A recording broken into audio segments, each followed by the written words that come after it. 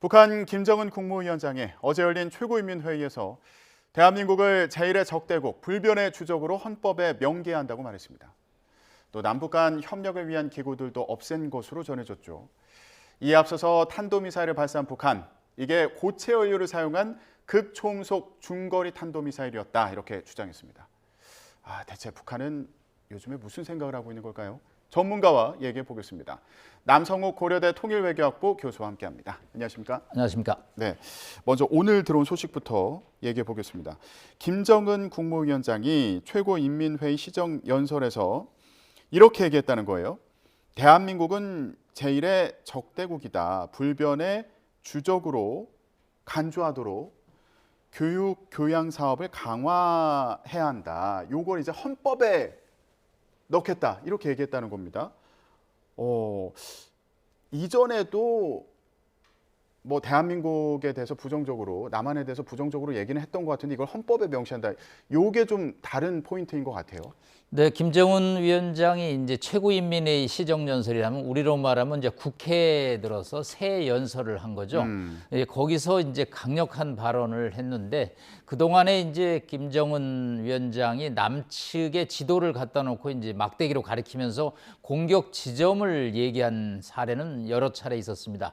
그런데 이번에는 이 국토를 갖다가 점령하고, 즉 남한이죠. 그리고 이것을 회복하고 수복한 다음에 헌법에 명기를 해야 된다. 그동안에는 이제 발언인데 이걸 정책으로 구체화시키는, 북한은 모든 정책을 법제화시켜야지만 완료가 되거든요. 그래서 2022년 9월에 핵무력 법제화도 법에다가 규정을 했는데 이번에 남측 영토의 점령, 수복 이거를 갖다가 헌법에 명기를 하겠다. 이렇게 이제 표현함으로써 대남 공격 의도를 정난하게 발표하고 있습니다.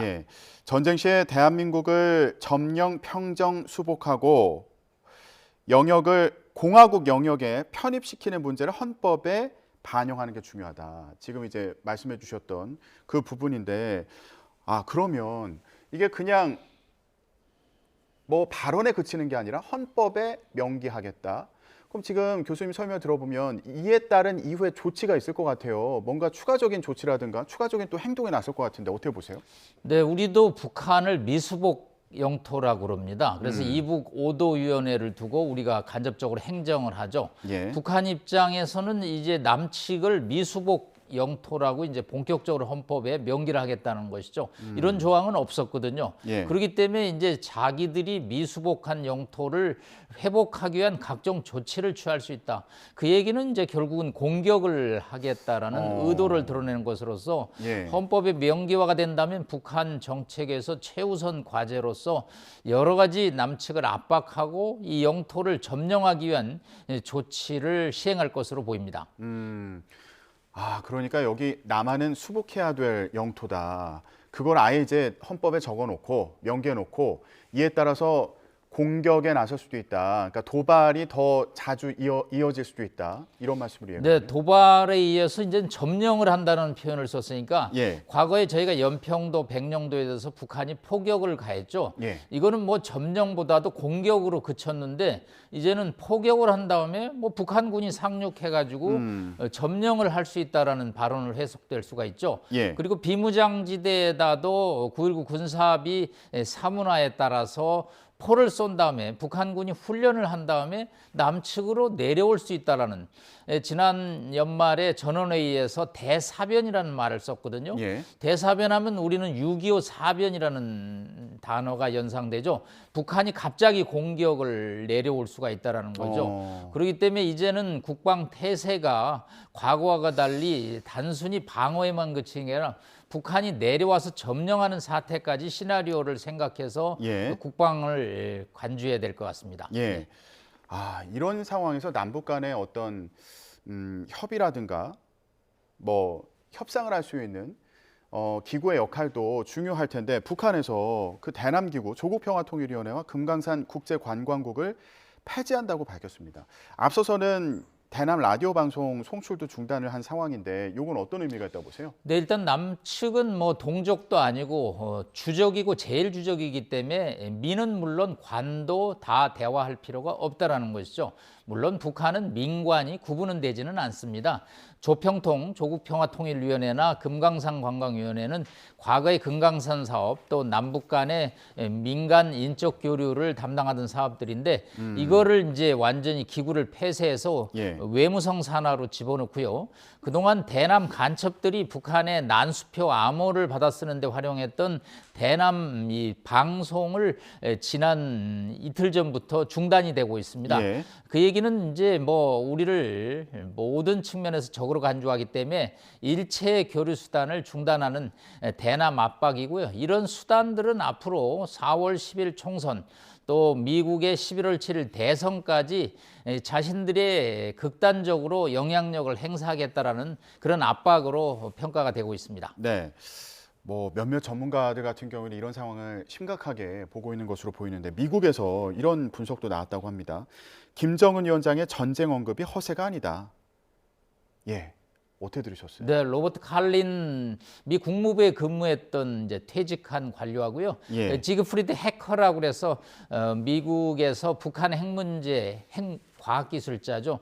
두 분이 이제 이런 얘기를 했는데 뭐 북한의 위협을 심각하게 받아들여야 된다라는 뭐 경고 메시지로는 이해되지만 전쟁이 임박했다든가 뭐 김정은의 발언으로 해서 내일 공격이 온다라고 보지는 않습니다. 6.25 사변 1950년 6월 25일 남친과 저희가 2024년 1월을 비교하는 분석 보고서를 작성을 하고 있습니다만은 과거에는 우리의 국방력이 취약했기 때문에 김일성이 남침을 감행할 수 있었지만 지금은 우리의 자주국방력 플러스 한미동맹에 의해서 북한의 공격을 강력하게 저지하고 또 끝까지 격퇴할 수 있는 우리의 국방력이 있기 때문에 단순 비교는 어렵습니다. 다만 북한의 군사기술력이 최근에 급속도로 발전이 되고 있기 때문에 예. 이러한 대응 태세를 갖추는 데는 절대 소홀함이 없어야 되겠습니다. 예.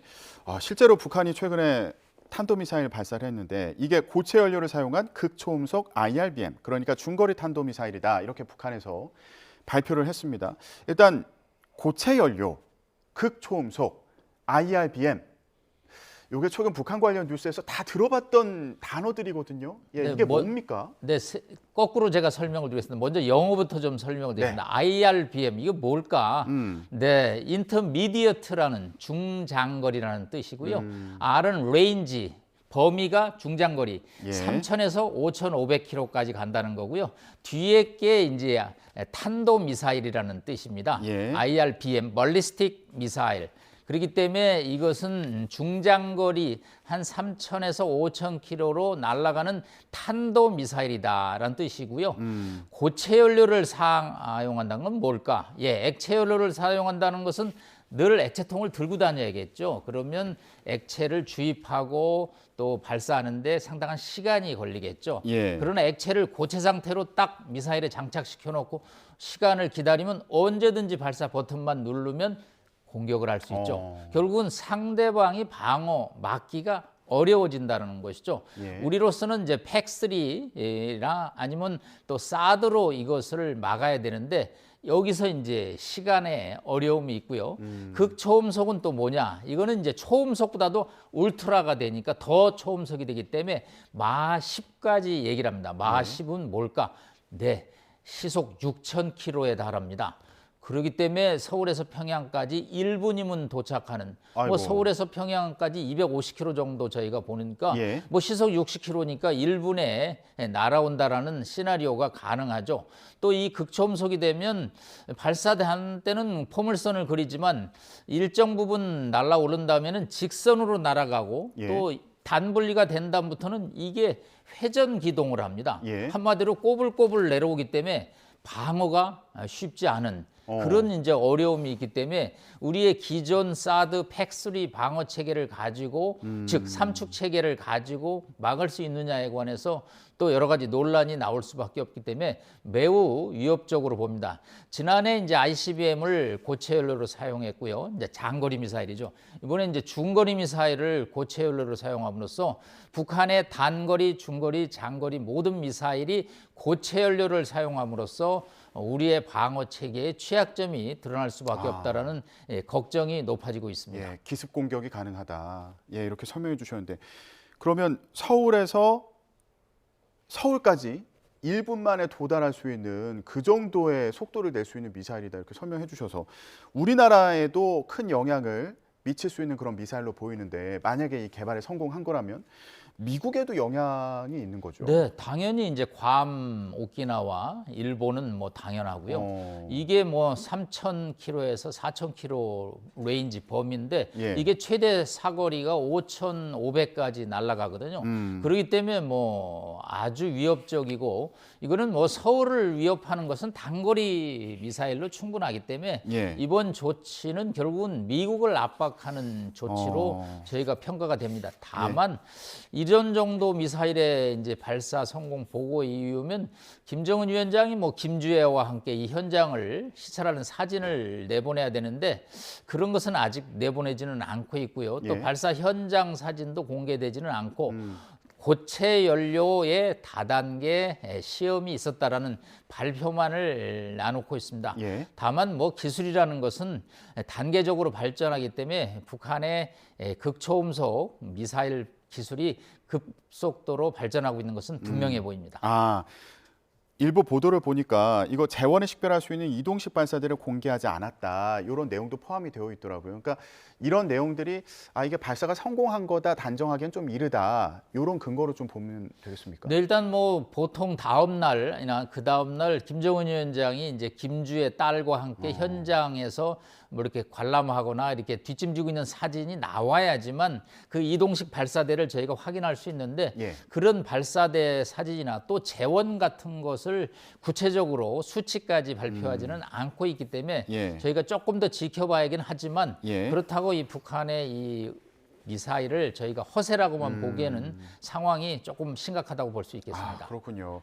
이게 기술력이 꾸준히 발전하고 있다는 건 어쨌든 그건 보여주고 있는 상황이기 때문에 긴장해야 된다는 말씀이셨는데 일부 전문가들의 경우에는 이번 미사일이 러시아의 킨잘 미사일을 연상시킨다 이렇게 분석하기도 했습니다.